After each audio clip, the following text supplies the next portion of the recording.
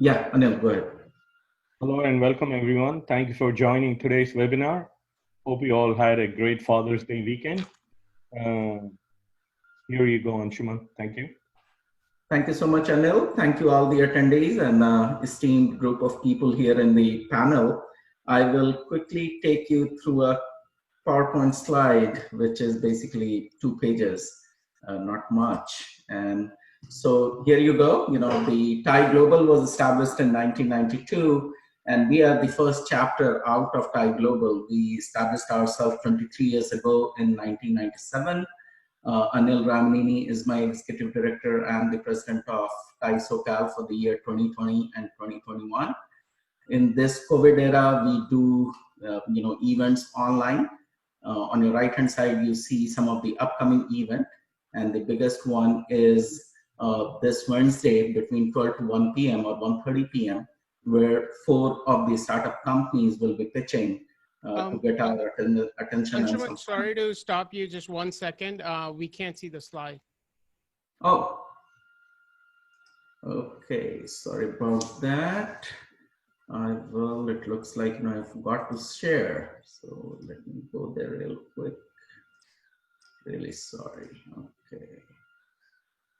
So, yeah, here you go. And with that, I am up here. And this is the first slide. So once again, welcome everyone. We started 23 years ago in 1997. On the right-hand side, you see all our upcoming events till July 1st. We are doing a webinar almost every Wednesday. Mondays and Fridays is a TIE SoCal Connect with our member group and the general audience. The upcoming one for the angel investment is on June 24, which is a virtual pitching event. 4 companies out of, I believe, 13 companies have been selected to present that day between 12 p.m. to 1:30 p.m. So I would request all of you to please join in this coming Wednesday. Today, we are going to talk about the angel investing and moderated by our charter member, Dhaval Kapadia. We have a list of people: Shankaram, Jeff Wallace, and Venkat Tadanki. Shankaram is the TIE SoCal Angels Chair, and Venkat Tadanki is an investor and advisor, mentor, and entrepreneur. Jeff Wallace, he will introduce yourself with moderated Dhaval Kapadia. With that, Dhaval, back to you. Thank you very much, Anshuman. And I know we have an esteemed panel that's ready to go, but before we get to them, I just want to take 2 seconds and actually talk about what we're going to talk about and what angel investing actually is. Anshuman, I'm going to try to share my screen. Hopefully it allows me to do that. Yes. Okay, so hopefully you guys can see the equity markets chart on screen. So essentially, when we talk about the equity markets, businesses that we make investments in, it falls into 2 broad categories: the public market and the private market. And all the companies generally fall on this red line, which essentially we call it the risk return spectrum. So the idea is, for a given amount of risk, you should expect a given amount of reward. And the public markets are generally what is on CNBC. I think that's what everyone is familiar with. And the reason why we call it the public market is because it's open to the general public. And this market is essentially what your investment advisor tells you about. This is essentially where most people make their investments. This market will break it into 3 broad categories of companies: large cap, mid cap, and small cap companies. This is how we look at all of the investment opportunities that are available to us. But when we go into the private markets, again, if we cut that into 3 broad categories, it essentially breaks out into private equity, which is the largest of the private companies, and then venture capital and angel investors, and those are the smaller companies each level. And angel investments essentially are the smallest companies, and because of that, they're generally the highest risk. but at the same time, highest reward opportunities for investors. So the first question is, why should we invest in the private markets if they're too risky? The best reason I can give you is for the returns, right? In the public markets, we generally target 8 to 10% per year. You might have good years where it's higher. You might have bad years when it's lower, but that's generally the type of return you can expect in those investments. On the private side, we generally target 2x to 10x returns in 2 to 5 years. So we're talking about 200 to 1,000% return in 2 to 5 years. So I think a good exercise that everyone should go through is, let's say, because they are more risky, you obviously don't want to put all of your money there. But if you take, 5% or maybe 10% of your portfolio and put that in the private markets and are getting 2x to 10x returns in 2 to 5 years, and then you put 90 to 95% of the rest of your portfolio in the public markets, you could get an idea of what this does, just that small allocation, 5 to 10% allocation into the private market, what that does to your overall returns. It'll have a significant impact no matter how you calculate it. So that's the idea. And today, all of our panelists are essentially live at the top end of that risk reward spectrum. They're either angel investors or venture capitalists, and they are very familiar with this level of risk and return. So with that, I'm going to try to stop my screen share. There we go. Okay, so we can get into it. And I think, Shankar, I'll start with you since you're probably the most experienced person here. Let me know if I left anything out of that risk return spectrum, or if there's anything you'd like to add. No, looked good. The only thing, when I talk about myself, I'll tell you, people, when you talk about angel investment, I'm an entrepreneur by heart, and I'm an entrepreneur. And I started investment not for the multiples. I started investment to support an entrepreneur. And so basically, whenever I invest, I look at it as if an entrepreneur, I want to enjoy that journey through that person. And that's why I invest. And if I get a return, that's fine. I always got returns, but the main focus for me is to support an entrepreneur, because I'm an entrepreneur at heart. I've been doing this for 35, 40 years, and that's it. I'm an entrepreneur. Absolutely. So some people invest for different reasons, and that's my reason was different. Yeah. That's such a fantastic introduction to you, and because I think most of our guests already know you, but you're a serial entrepreneur. I think all of us are serial entrepreneurs, but you have a lot of, like you said, 30, 40 years of experience in this industry, being an entrepreneur yourself. So that's one of the main reasons why you do this, right? To support new entrepreneurs, new startups that are coming up. Yes, yeah, because I started my first company in 1983, so before some people were born. So it's in my blood. That's what I do. But as a first investment, I made in 2001. That is 20 years ago, when there was no angel investment. It was not popular. I had my first exit, and I decided to invest in the first company. The reason was, the person I was investing in was a fantastic guy, great philosophy, and I would follow him anywhere. Even today, we are great friends. I invested in him. That is my first investment I made on the person, the CEO of the company. It was a bank. And that is the first investment I made. It's not in my field. I'm an IT guy, but that's the first investment. The second investment was in 2004, second and third investments, when I had multiple other exits. And the serious investment started in 2010, the past 10 years. Right. So and I've not stopped investing. I keep looking, but I keep looking for the entrepreneur, the team that gives me that, enthusiasm, encouragement to do that. Fantastic. And yeah, I think I'm going to ask you a lot of questions about your experience, because I know you have experience investing as an individual with funds. So you have experience all over the spectrum. But I want to just bring in two other, our panelists. Venkat, why don't we go to you next? I know you've been doing this for 15 plus years also. So tell us a little bit about how you started in the industry and your experience. Yeah, so first of all, thanks for having me. And I guess I started in 2005 or 2004 when I sold the company that I had co-founded at that point of time to IBM. And why initially when I started, I actually got into a fund which eventually transformed into Axel India, and that's where I invested. God bless them; they've been great in terms of their investments. But I think, as Shankar was mentioning, the thrill of supporting is not so much about making more money; it's more about helping others also succeed in the process. It's a bit like it's in your blood. You need some of that rush too in terms of going through those investments and going through those issues, etc. And that's when I decided that rather than sort of stay with Axel, I'll actually start investing, which is what I started back in 2009.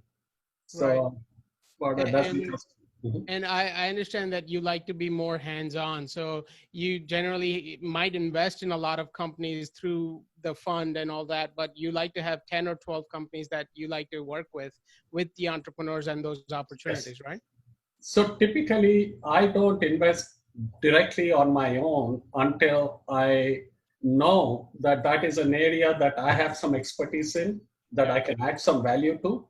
And that is an entrepreneur who is actually serious about getting more than just money alone. Because if it is just money, there are 500 ways of getting more money at lesser valuation. So I think if he cares about it, and if it is an area that I understand, like retail or healthcare, etc., that's when I get into it. I actually typically start off being an advisor, mentor, board member, or whatever. And once they get to a Series B kind of a thing, we then leave it at that point whether I want to continue there or I'll just sort of let them take it from there directly on their own.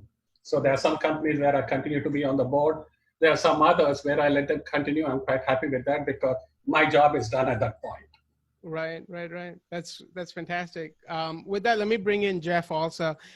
Jeff is a fellow East Coaster, so we have that special bond. But I know you've been in Berkeley, in the Bay Area, for quite a bit of time. You have your own accelerator. You've been working with an incubator. That accelerator is partnering with UC Berkeley. You also teach at UC Berkeley, so you have a lot of experience in this industry also. So tell us a little bit about that.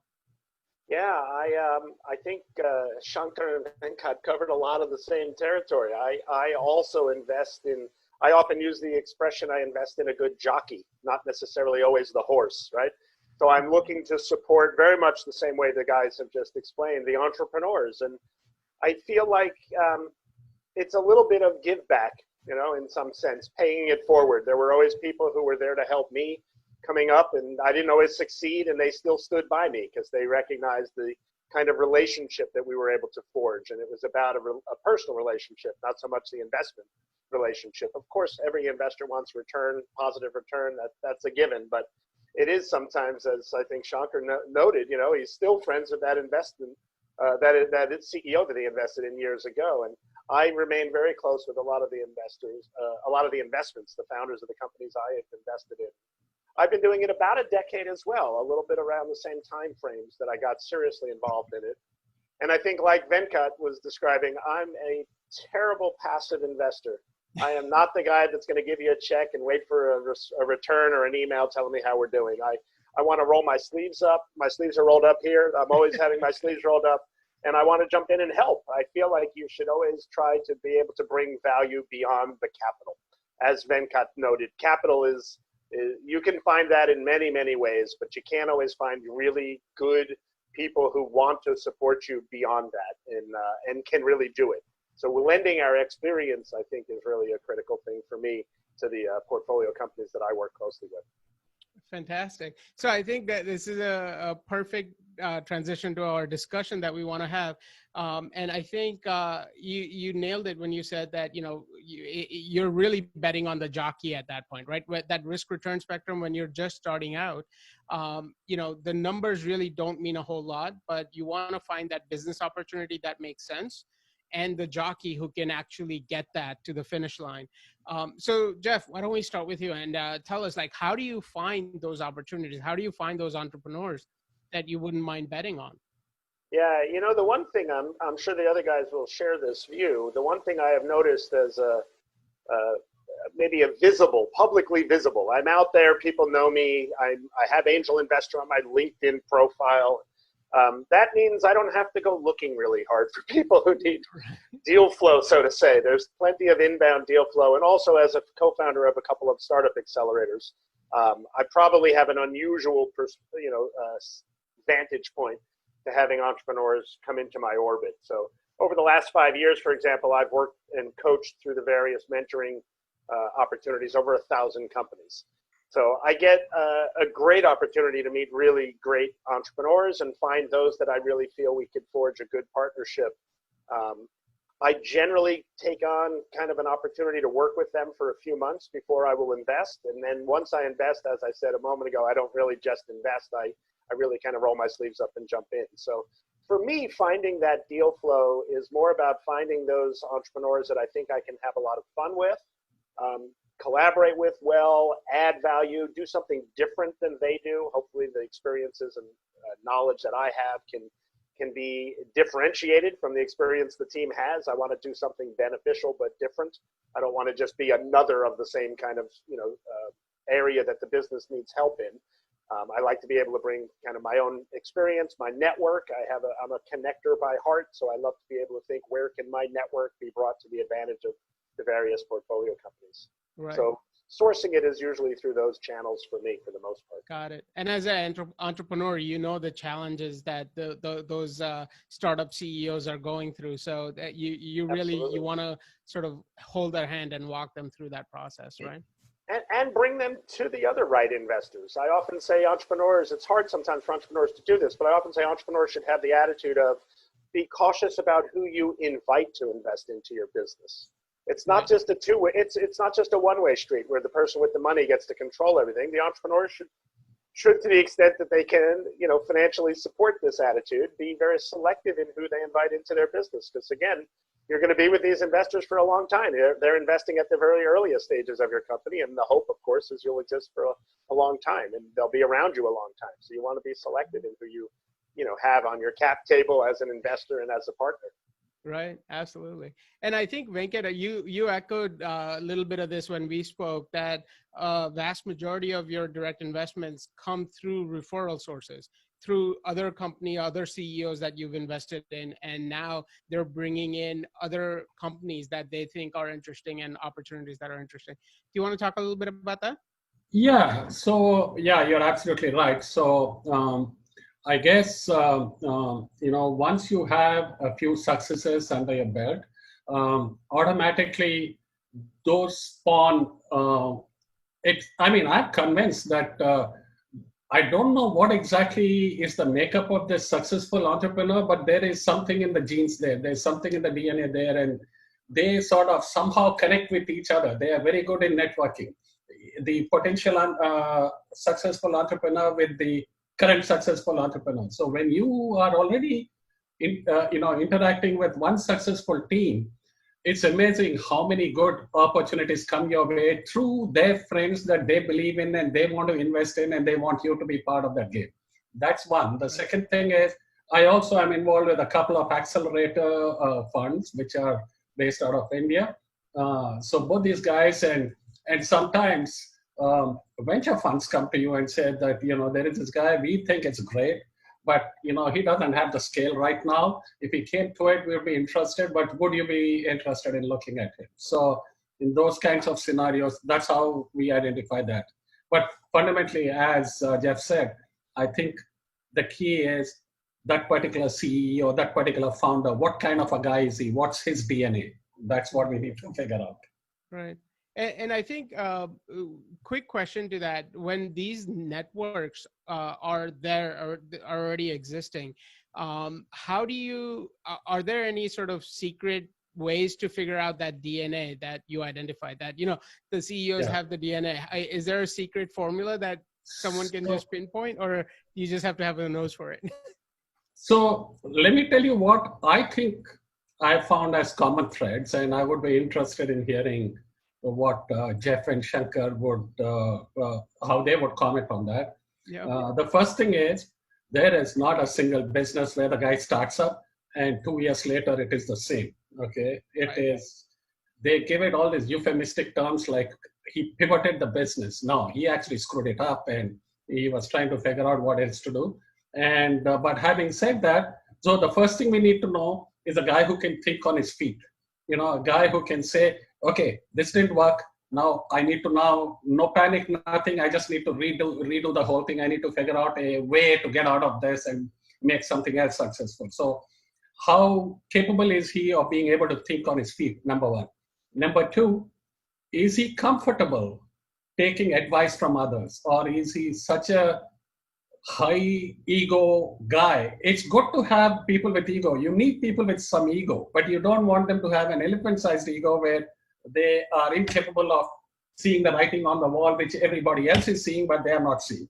So you want to have that good mix where he's able to take advice at the same time, you know, he's able to put his foot down and make his presence felt. And the third thing is he able to pick up 3-4 people in his team who have contemporary strengths, not complementary skill sets, not complementary strengths, which is, I mean, if he is tea, is there one who's like milk, who's another one who's like sugar, where together they become that secret sauce. That's important. And that's a skill again, because it's not easy to actually get a team like that and keep them to it. This is what I find as crucial. The business plan is something which is, by the way, yeah, it's good to have it, but you can figure that out. Right. You know. Right. And the That's how business I- plan, like you said, you can pivot, you can change, but if you Yes. have the core team, you're well on your way. Yes, absolutely. So I think, Shankar, with that, I know you absolutely have this fantastic connections, but you also work with a lot of other groups. I know you obviously work with Thai, but you also work with Tech Coast Angels. You also have other relationships. So tell us about your network and how you sort of source these deals. Yeah, as Jeff and Venkat were saying, most of my connections, networking is very important. I've been in the business long enough, and you develop your network within the industry, outside the industry, and Thai has been instrumental. A lot of my investments came through meeting people at Thai conferences in Silicon Valley, Thai conferences in LA, and Thai has been a very good network matchmaker, let's put it that way. But then as you go advance and as you go into the angel group and all that, you need to expand or widen your reach. So now I'm a member of Tech Coast Orange County, and I also a member of Tech Coast San Diego Found, and I'm a Guindy Angels, and I'm a member of multiple angel groups and other incubators. So these people, you keep meeting companies, you keep meeting people who are investing in companies, you bring them onto our panel, to the angel group. And a couple of incubators, Expert Dojo is one incubator we all know in Santa Monica. I work with them a lot. And Black Dog, they give me a lot of companies, and I look at them, I filter them. So, and on top of that, once they know that you're a serious investor and you have connections, people come to you. They go and look at your LinkedIn. LinkedIn is another fantastic networking tool. People go look at LinkedIn and want to connect with you. And then I'm getting pitch decks from Israel, India, Africa. Everybody's sending me pitch decks and messages. And I'm saying, why the hell did I connect with this guy? I mean, there's so many people. And LinkedIn has been a very good. I found 2 companies. Last pitch was through LinkedIn, Shopify. So basically, as angels, chairman of the angel group, my job is to keep looking, how can I bring all these people together and other companies to us, not just for my interest, for others. So I keep on looking for where can I network? And Thai has been one of the leading connecting company for us. That's fantastic. I think, this actually just hits on the next thing that I had on my mind is that, the difference between investing as an individual versus investing with a fund. And all of you guys are, well experienced in this, but other angel investors don't necessarily have that entrepreneurial experience, don't have those connections, networks. And in that case, it's usually better to invest through a fund. So Shankar, do you want to touch on the difference between investing in as an individual versus investing with a fund, the types of diversifications you can get, all those kinds of things? Sure. Okay. I started as an individual investor. In those days, not that many funds. So I'm an individual investor, limited partnerships, LLC, special purpose. I've tried everything. I've been in all of those. As Venkat and Jeff said, in the initial stages when you invest, you want to be hands-on, you want to be involved, you want to help the entrepreneur, you want to do that. But as and that means you're limited. How many companies can you invest? How much time do you have? And at the same time, I was running 2 other companies, my own companies. How much can you do?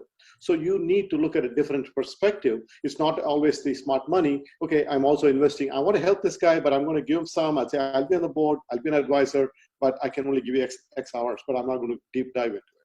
Or I know he has a weakness in finance. Okay, I'll be your acting CFO, tell you what it is. Even though I learned it myself, I tell them I learned.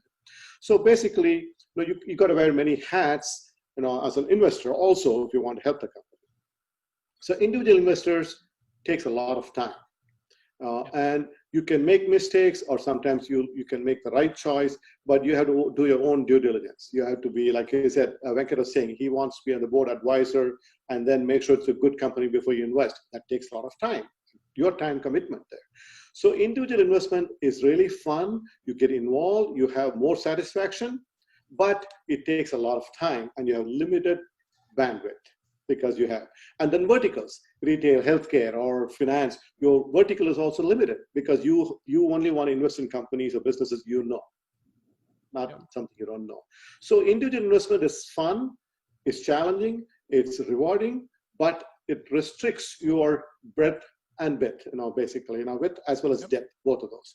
So funds, on the other hand, gives you that diversification. And then individual, one more thing, the risk is high.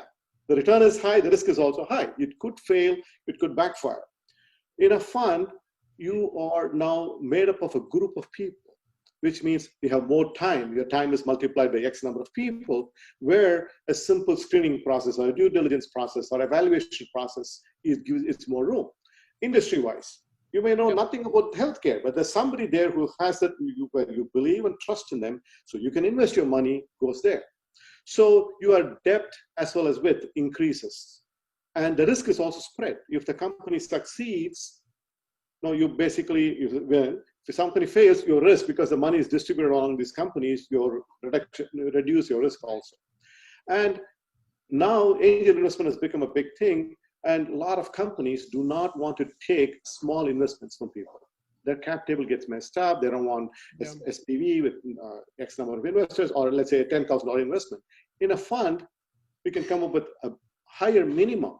So we can get into a company. The minimum is $100,000. We can get in as a fund. Individuals might not have the $100,000. They'll have 20s and 520s. They don't want it. Right. We had this problem when we first started the angel group. The company says, we didn't want it. So I told them, put it aside. And they said, point of contact, we'll go through you. Now, I have to get in touch with 7, 8 other people. He made his life easier, my life tougher. So the fund, it's much more simpler. So fund simplifies that part also, from the company point of view, entrepreneur point of view, and the investor point of view. Absolutely. So basically, it gives you the width and the depth, and it gives you a leverage. With a small amount of money, you get a better leverage. Wherever possible, right? You put less and get more.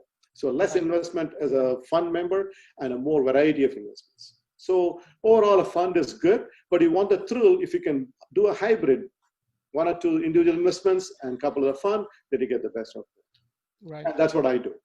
That's perfect. And I think that's sort of the perfect investment model to keep in mind, right? Even in the public markets that people might be more familiar with, if you invest in any one company, that company might go out of business. But if you invest in a fund, you obviously have a lot more leverage. So that makes a lot of sense.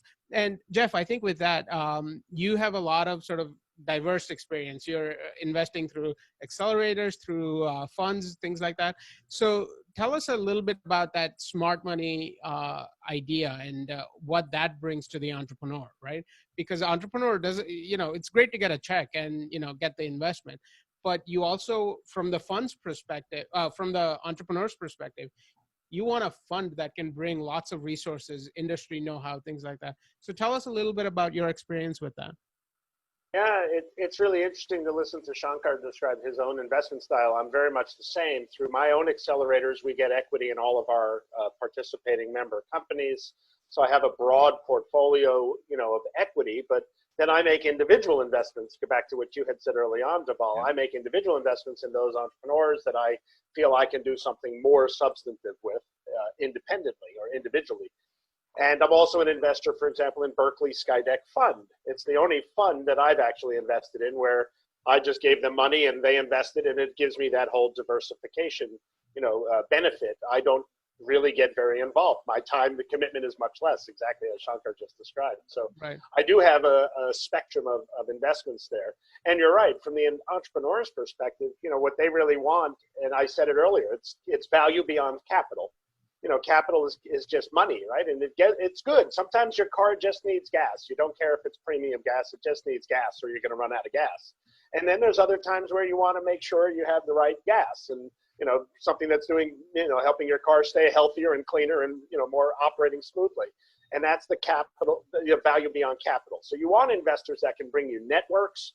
Everybody here, myself included, has said we get a lot of deal flow from other entrepreneurs we work with, other investors we work with. That's a network, right? You get the massive network effect of your investors. That can be super helpful, not just for individual resources maybe you need within the company, could be employees, could be partners, could be other investors. You get that extended network. And imagine the collective Rolodex of the four of us sitting on this call right here. It's way better than any one of ours independently.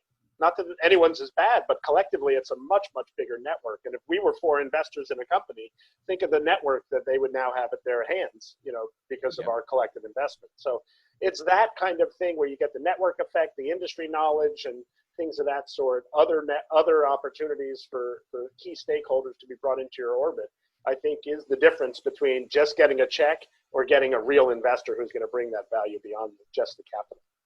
Absolutely.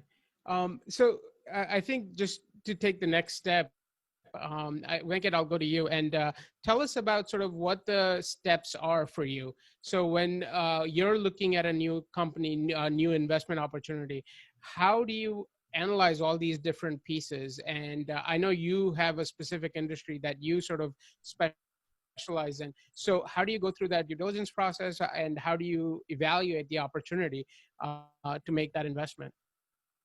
Yeah, sure. So typically the areas that I focus on tend to be healthcare and retail and big data. Okay, and within that, what I'm looking for is is there some kind of a basic product? Is there some kind of a proof point? I don't care what the revenue is, as long as there is a customer who paid $1,000. That's fine with me because I just want to know somebody thought it okay to part with $1,000. So I know it's not complete book cut. There's something in it there. Right. Okay, and of course, then as I mentioned, what kind of a guy is that founder or that founding team in terms of how much are they able to think on their feet? And then the last thing I want is, I am not interested in a guy who wants to play it very safe.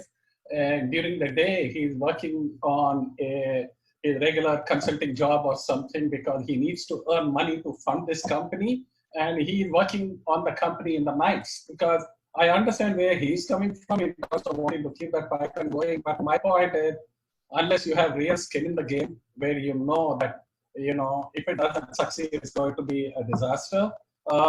You're not going to put your best foot forward. You're going to be always taking the safe option, but less risky, but less returns, so to speak. And that's not the game that I would like to be involved in. It should be something where they're able to scale quickly, they're able to rapidly get to the numbers, etc. That's how I look at it when I am looking at people. Yeah, that's such an important point when you're analyzing a company that have they burned the ships behind them, right? Yes. That there's no option but success. At least I want to know, as I said, like for instance, I'm not interested in them having $50,000 or $5,000 or $500,000 invested. I want to know that in some form, a quarter of their skin is in the game, in some form. They've given up their job. They have done something. They have put something at risk and they cannot afford to fail, therefore. I must know that, and that is different for different people. A guy who's already had an exit before, $1 million may be something he can blow away and say, that's okay. And for a guy who's not had a success, $30,000 may be a lot of money. Right. Absolutely. So I think with that, I do want to open it up for Q&A, but before we do that, so by the way, if you guys have any questions, please click on the Q&A tab and make sure you type in the questions. I know Anshuman and Anil are already organizing those for us, but please start to do that. But guys, before we go to Q&A, I do want to get stories from you, because it's great talking about all of these sort of hypotheticals, but I want to get actual hard sort of success stories and failure stories, which sort of help us tie this together. So I think let's start with the good news, the success stories first, and then we'll go to the failures. But Shankar, why don't you start us off? Can you tell us like maybe one or two examples of companies you invested in that were successful? Yeah, a couple of them, actually 3 of them already had fantastic exit. One of them was my investment in 2004, and a friend referred me, hey, this guy needs help after the dot-com burst. He's trying to come up. You need to help him. I said, yeah, I'd like to help him. As Venkat and Jeff said, I'd like to be involved. His space is not that difficult, but I'd like to help him from a business, marketing, financial perspective. And invested $100,000, in 2004. And we had a good ride and a lot of help. He used to meet with me in a coffee shop, talk about this. I was the board director. Eventually, I became the chairman of the company, helped him grow through. And we had a great exit. 40 multiple. Very good exit we had. It was a great journey. But I bet on the CEO. Yes, and I bet on the CEO. And the CEO is the one that made it for me. And it was, he was a hard worker. He wouldn't hesitate to ask you a question if you had a problem. And that's the thing. He's a go-getter, but he says, Shankar, I have a problem. I want to meet you. And when he had a problem with the payroll, he'll call me. And I like the openness. Now tell me everything that's going on. What can I do to help you? Oh, this one, I don't know how to do it. I don't know. Let's contact somebody else. But at least he was open and everything. And I used to talk to him every week. Shankar, should I rent this office space? I know he had confidence, but he was afraid because the growth stage, right, struggles. I was there always beside him, helping him grow. And eventually, once I became chairman, the last few years, just meeting once in 3 months. From one meeting in 3 days, went to 3 months. So I had a couple of things like that. It was another one was, as I said, the 2001 one. I got out in only 3 multiple, but almost 12 years. So fantastic. For that first one, how long was that investment period? How long were you in the deal for? About 11 years. 11 years. So just to get an idea, 11 years, 40x return. That's way better than any investment in the public markets, I think. Yes. So that's a great example. Jeff, how about you? Do you want to share a success story with us? Sure, a success story. We had one company, and this was interesting. It was a company that was manufacturing a hardware product if you just looked at the surface of the business, it was a hardware product. But if you look behind the curtain, so to say, you realize there was a software subscription on the back end of it. So it was more like a SaaS model, a little bit of a Trojan horse. You buy the hardware, but then you're kind of in on the software renewal kind of scenario. And he came through one of the accelerator programs, and nobody in our program had, on the investor side, invested. They just didn't see behind the surface of it more than it was a hardware company. And I really liked the entrepreneur. I thought he was a super guy, and really, I thought he was a strong, entrepreneur, good tech guy, good business guy. He had checked a lot of the right boxes. Right. And he, good jockey. Very good jockey. And he finally, I had some conversations with him when he convinced me to come in as an investor, which I did. I brought in one other person with me and split my allocation to this one investing colleague. A little bit of diversification of investment risk for me, but also I really did believe in this opportunity. And he just closed a $20+ million Series A. And he's done exceptionally well. And again, none of the investors in our crew had seen through to invest in his business. It was really interesting. He had to pivot in his investment approach, actually. When he didn't raise money through our team, he ended up doing a seed invest, kind of a crowd investment round, and he raised over $850,000 to $900,000. And that proved to me as well this person is not going to fail. It was just not going to be an option for him. He was going to do whatever he needed to succeed. And as I said, now he's closed in excess of a $20 million Series A valuation, I should say, 20 million valuation, not round. Right. Yeah. Right. So that was a great success story. One that really, I have to say, to some extent surprised me at the extreme success that he has had in just a 2-year period. This is a fairly short period of time. Wow. In the grand scheme of a business. Now, where it goes, I don't know if we're going to see a 40x like Shankar's return. Most companies will take 8 years before they get that kind of return. So I'm Right. not stunned to hear the duration of Shankar's CEO in that opportunity. So hopefully this one will have something similar. We'll find out. This is not a competition. You know, a 10x return is good. I would be very thrilled. Trust me, I'd be very happy. So I think with that, Venkat, why don't we go to you, and maybe you can share a success story with us also.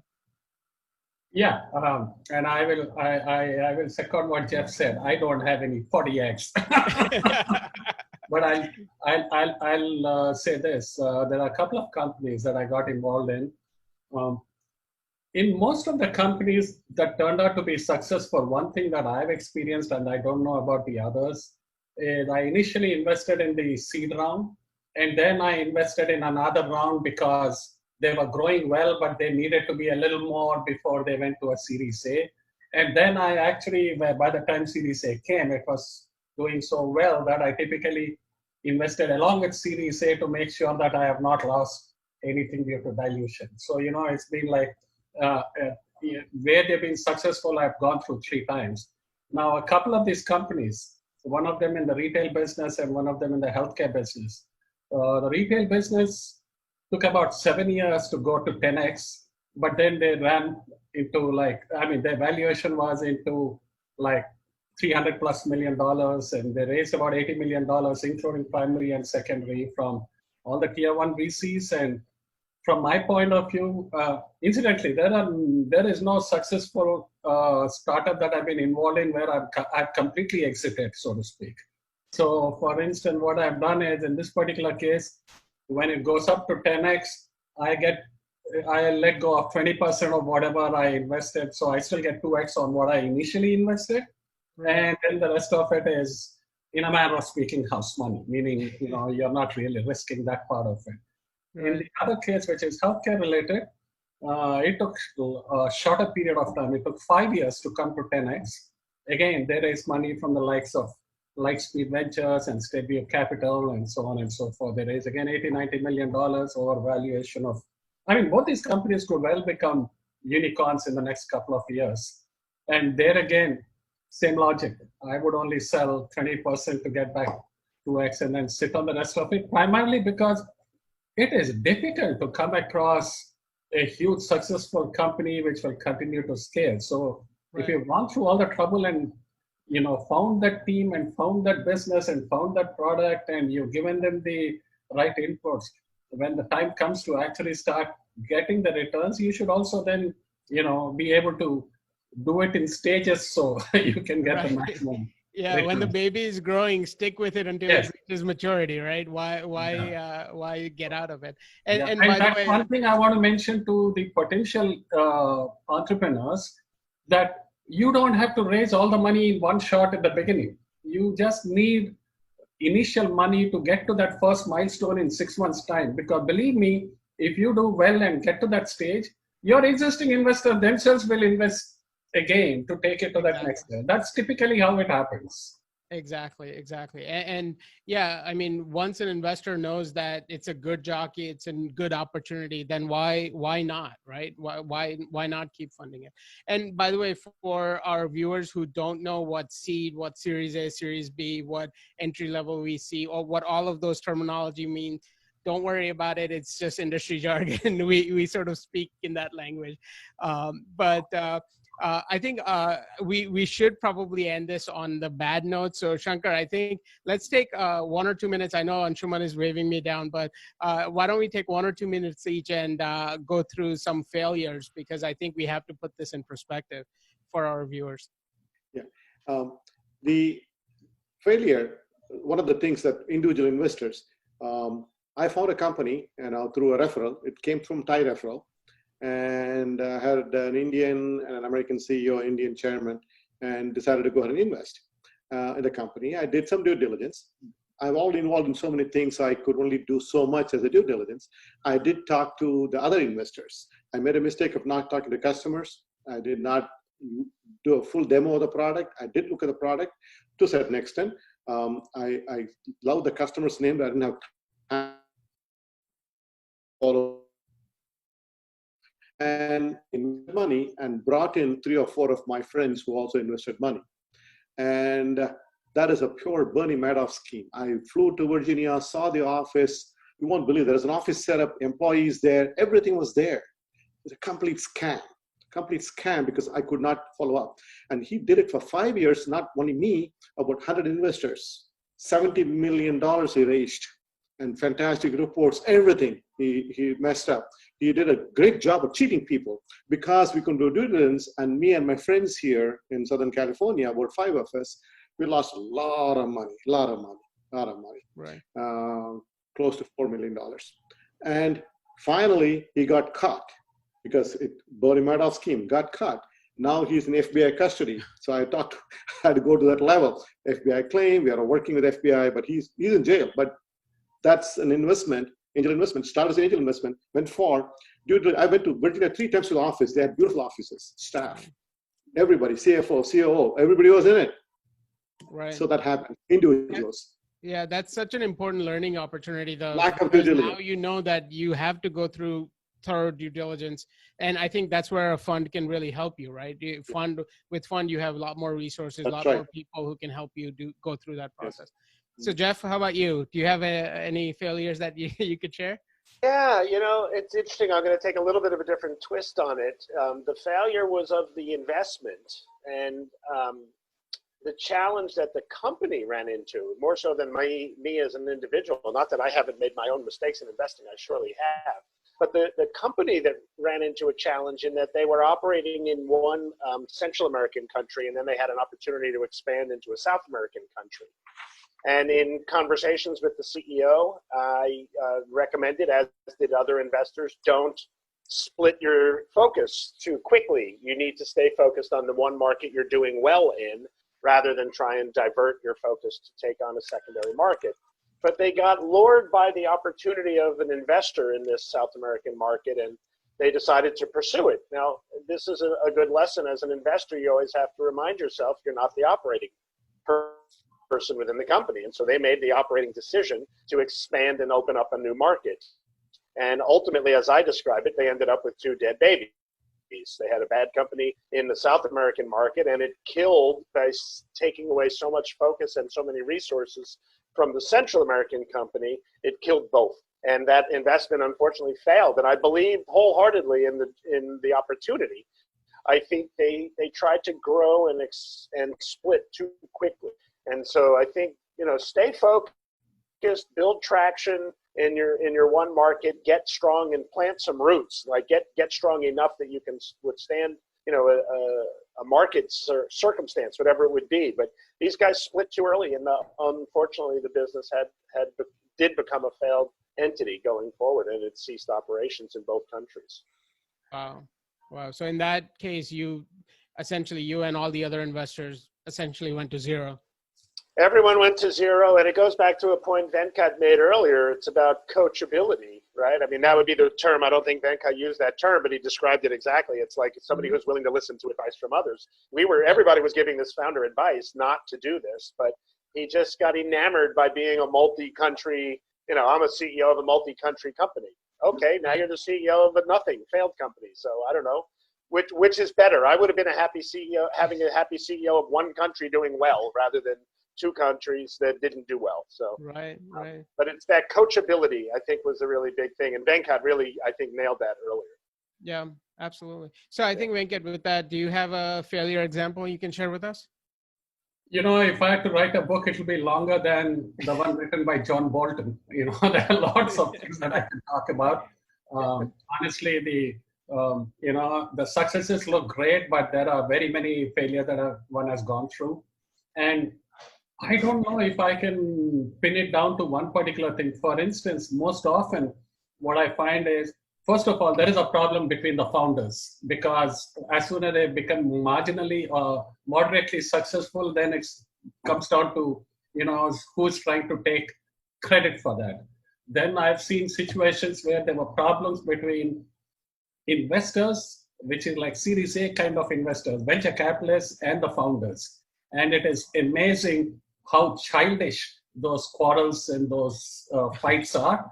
And you as an angel investor sitting on the sideline are trying to be the wise old man saying, forget about that, don't let egos come in the way. But no, it doesn't work like that. That's one other problem. There have been problems. I know one very successful company got been completely pulled out of its sale thanks to COVID-19, which is completely out of anybody's hands, so to speak, and they are virtually at a shutdown stage. And then, of course, there are situations where the guy has made an initial product and that looked great and the first customer paid, and then the product is just not taking off and then nobody buying it. So I've had the entire spectrum. I don't even know how can I make sure that such a thing doesn't recur. All that I can say is there's a good chance that 1 out of 4 will succeed out of that, 3 will fail. Right. I don't know. I think that's why people who are just starting out, it's so important to invest with a fund or a team that you know has experience, that you trust, and that can sort of smell these things coming down the road, and can help you avoid all of those mistakes. So you learn your lessons without losing, millions of dollars. But I think with that, Anshuman, why don't I turn it to you? You could share your questions. I'll also start to swipe through and see if I can pick up any of those questions. Sure. But why don't you get us started? Yeah, so we have 15 questions, and I think we have 7-8 minutes left in the call. So what do you look for in a pitch deck? Yes, Venkat? I said, let's make them all one sentence answers to all these questions. Then get all the 15. So the first one is, what do you look for in a pitch deck? You know what? In a pitch deck. I can jump in here. I teach this in our accelerators. We basically, what I would tell any entrepreneur is if you haven't hooked me in the first slide, after the title slide, you won't have me for the remainder of the deck. So make sure your problem statement is really something that captures the essence of a real problem and present it in a way that is very relatable to me. So tell stories. I think too many entrepreneurs talk about concepts and statistics, and more entrepreneurs should be talking about people and stories. So frame the problem from a perspective of a persona, if you will, and a person and a story. Make it relatable to me, and then I'll listen to the rest of your pitch deck. So true. Here's another question. Is angel funding available to entrepreneurs who are in ideation, design phase? They might have 1 or 2 customers are in, and if the deal size is smallish, let's say around $200,000, what would be the percentage of equity that you'd want? Maybe Anshuman, Shankar, maybe you can give that a shot. Yeah, see, it depends. At this stage, as Venkat was talking before, we need a proof of concept. Our fund will not be investing in ideation companies. We want companies that have product or a proof of concept customer using it, even if they pay $1,000, as you said. I did invest in one company like that. We want to make sure that somebody took an interest in your product, you're solving a real problem to the real customer. We want to know that. So as Jeff was saying, we need to know what is the problem you're solving. Is there a market? Is there a need for it? And how are you solving it? Then we'll invest. If I could add one point to that, a lot of entrepreneurs will come and say we have an MVP, a minimum viable product. My standard answer to that, and people who know me being from the East Coast of all, you'll appreciate it. My standard answer is I don't care about your MVP. What is your MVP? And then they look at me and I say minimum viable traction.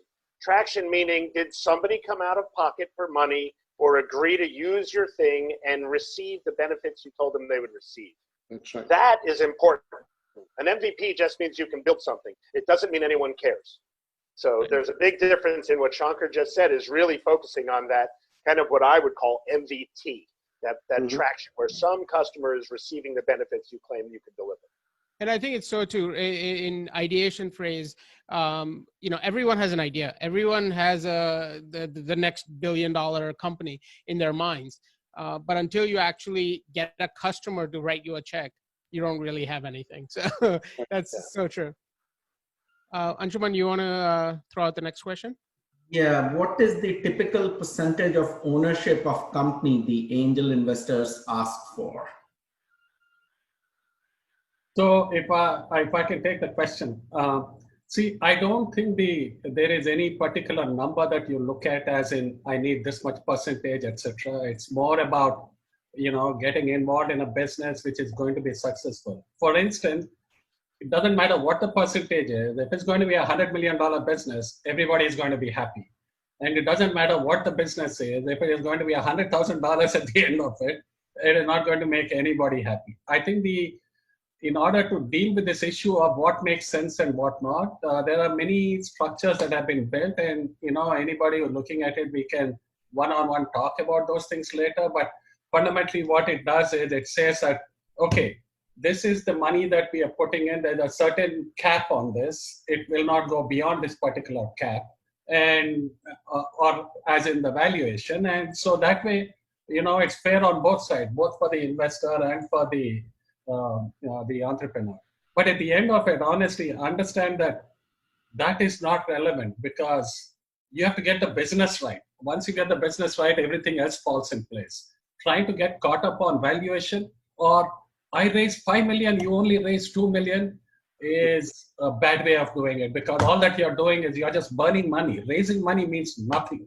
It is really what you get back out of that money that matters. I'll throw in just for, again, we do teach a lot of this. I would say in general, as a very high level rule of thumb, imagine about 20% being taken out by investors in each round. And I agree with Venkat, that's not the important thing to focus on. But generally speaking, if you're trying to think, hey, I'm raising money, how much should I be selling? It's probably in the neighborhood of 20% in each of the investor rounds. Great point. There are a bunch of questions here that are targeting specific industries, or what industries do you look for? I'll give a general answer, and then maybe Shankar, you can chime in. I think all of us right now are focusing on sort of funds, and what funds allow us to do is pull in a lot of other resources. So I may know nothing about the retail industry, but if it's a fund, I have people who can sort of help out and help in the due diligence and analyze that deal. Shankar, what do you think? No, that's right. But let's say mostly IT-centric, SaaS application, healthcare, data science are the ones we're looking at. But we're open because we have a fund, we have available people, we'll look at it. The core team is stronger in data sciences, IT, healthcare, IT-enabled applications, that's IT-enabled systems. Let's put it that way to start with. Okay. Jeff, since you're in Berkeley, I know there's a question here about environmental solutions. And I know you guys up there in the Bay Area are huge on this. Any specific sort of guidance for that, or just come through the accelerator and we'll find the right resources? Oh, I think there are plenty of resources. There are different angel groups as well. Some angel groups specify in specific areas. Like there's a group up here called the Life Science Angels. So if you have a life science company, that would be a terrific group. You'll get amazing depth of experience from the collective group. There are environmental groups that focus in those kinds of areas as well. So I think look for those right investors, not just investors, look for the right investors, the ones that have those kind of industry connections, industry knowledge, et cetera. So I think you can find those. Right. And when a startup does get a industry specific investor, then all of the other investors feel that much more comfortable joining in, right? Oh, it's very meaningful when you can say that a recognizable investor in the industry that you're playing in has invested in you. I call that coattails of credibility, right? You used the expression earlier about riding some coattails.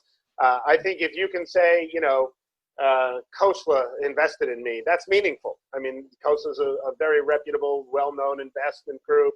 And maybe not an industry specific, but if you do that if you said Life Science Angels invested in me as a life science company, that would carry a lot of credible weight with it. Exactly. Anshuman, do you have one more? Yeah. What are the key criteria to look at before investing? I'll jump in very quickly. The team, the market, and the advisors and other investors around them. Those are three things I look at for sure. And just to add to that, I agree with what Jeff said. The only thing I'll say is the market should be big enough where scale comes into play. It should not be like some, a small little niche, so to speak, ideally. Right. And The rate of success versus failure. one more question. What is the lowest minimum fund accepted by Thai-SoCal Angels, and what is the maximum? I think I had just answered the question. Our fund accepts a minimum is $10,000 and the maximum is $100,000 for the fund for this year. Thank you. Sorry, Anshuman, were you asking a question before? Yeah, there is a question from Richard Gotham. Rate of success versus failure in investing as an angel. So I can tell you that from what little I know of people in general in the industry, but I'm sure Jeff and Shankar will have a lot more to add. Generally speaking, anywhere between 10-20% is great return in terms of angel investing. I mean, I don't even know if the big funds are anywhere near that.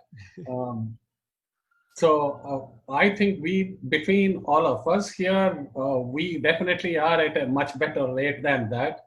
But in general, from an industry point of view, if you're putting money into an angel fund, assume that one out of 10 should be a home run, which will make up for everything else. Yep.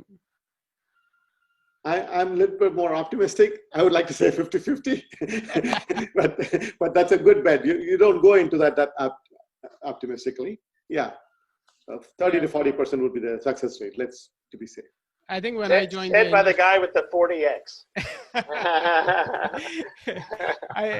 I think when I joined the industry, I think the rule of thumb was if you invest in 10 companies, you have maybe 7 go out of business.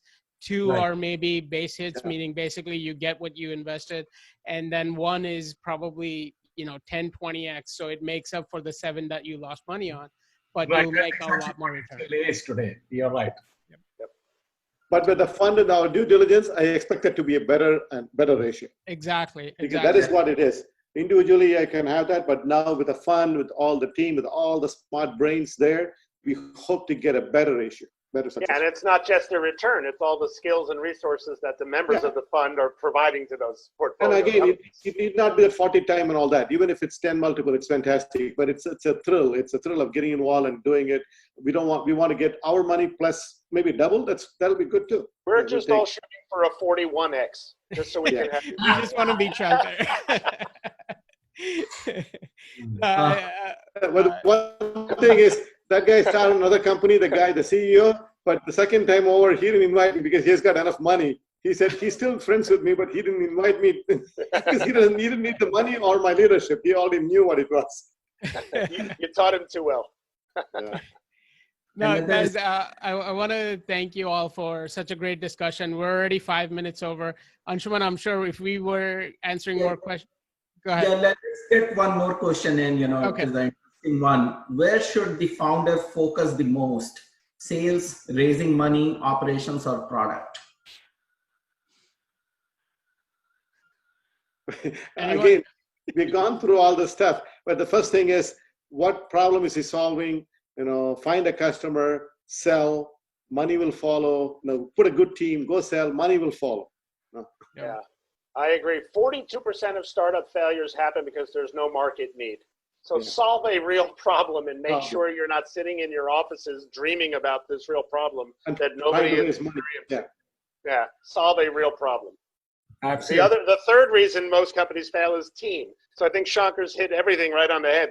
The second one in between those two is they run out of money. So you got to focus on all of these things simultaneously. It's like the juggler saying, which ball do you focus on?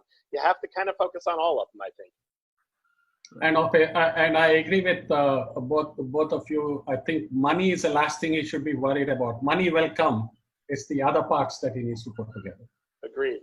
Absolutely. And I think this is one thing that a lot of people don't recognize, that CEOs by definition are the ultimate generalists. right? They need to know a little bit about Everything. everything and need to be able to manage all of those factors. So, yeah.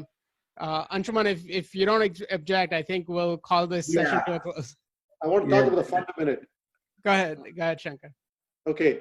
For all of you who are members already signed up, when people aren't signed up, we got only 10 more days to go. The TIE fund, the last day is June 30th. If you're not signed up, contact me or Anshuman or Anil. If you're already signed up, make sure you send a check or wire the money. After June 30th, we will not be taking any new members. The next fund will be 2021, end of October, probably, October 21. So sign in, be part of the fund. It's only $10,000 minimum. It's going to be fun. And I want everybody to participate. Like we discussed here, you will have a room to participate. I want you to come to pitch event, give your input, volunteer for the due diligence team, screening committee. You like your input. We want you to be part of it. Have a fun ride. Yeah. Fantastic. And our next pitching event is on Wednesday at 12 p.m. Pacific on 24th.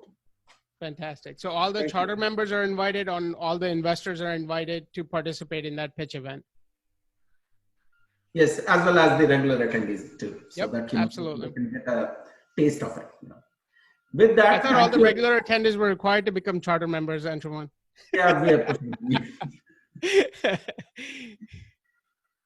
Yeah, so with that, thank you everyone. Thank you all the attendees and the panel. It was great. We have recorded the event, so I'll be posting it on the social media presence of TIE SoCal, and we'll promote it that way. With that, thank you everyone. Thanks. Thank you all the panelists. Thank you, Jeff. Thanks so much, Thank you all. Very good working with you all. Thanks so much. Thank Bye you. now. Bye now. Bye. Bye.